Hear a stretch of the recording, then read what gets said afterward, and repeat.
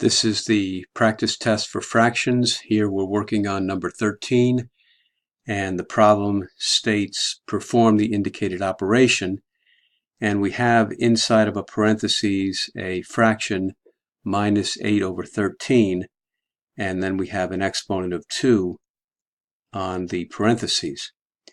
Now the exponent means, with a fraction, it means the same thing as it did with the whole numbers. It means that we're going to take the fraction and multiply it by itself 2 times. We want to see it twice over here. So the exponent 2 means I'm going to take the minus 8 over 13 and I'm going to multiply it. I want to see it twice. And when we multiply fractions, I'm indicating the multiplication of fractions by the parentheses being next to each other. And when we multiply fractions, we multiply the top numbers.